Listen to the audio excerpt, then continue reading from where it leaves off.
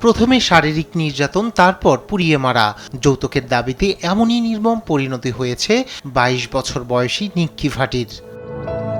ভারতের উত্তরপ্রদেশের শহর নয়ডায় ২২ বছর বয়সী তরুণী নিক্কি ভাটির মৃত্যুর ঘটনা আবারও যৌতুকের বিষয়টি আলোচনায় এনেছে। সম্প্রতি নিক্কি শ্বশুরবাড়িতে নির্মম নির্যাতনের শিকার হয়ে মারা যান। নির্যাতন ও পুড়িয়ে দেওয়ার ভিডিও এ বিষয়টি নিয়ে মানুষকে ভাবতে বাধ্য করেছে। তার পরিবার জানায়, বিয়ের পর যৌতুক হিসেবে তার শ্বশুরবাড়িতে একটি স্করপিও সাব মডেলের প্রাইভেট কার, একটি মোটরসাইকেল ও অনেকগুলো সোনার গহনা দেয়া সত্ত্বেও তারা নগদ ৩৬ লাখ টাকা ও বিলাসবহুল বাড়ি দাবি করে।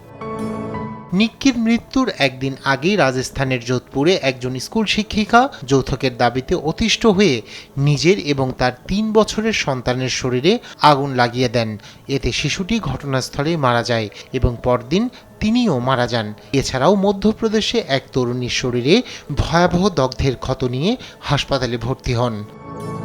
নারী অধিকার কর্মীর মতে, ভারতের যৌতুককে লোকজ সংস্কৃতির অংশ হিসেবে মনে করা হয়। বিয়ের সময় একাধিক উপহারের নামে যৌতুক দেয়া বিষয়টিকে আরও সাধারণ করে দিচ্ছে। এছাড়াও নির্যাতনের ব্যাপারে পরিবার জানলেও তারা মানিয়ে নিতে চাপ দেয়, যা দিনের পর দিন নারীদের জীবন অসহনীয় করে তোলে।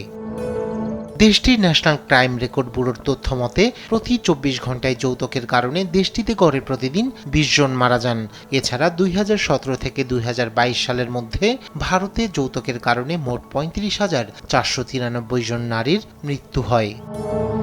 নিউজ ডেস্ক, দেশ টিভি।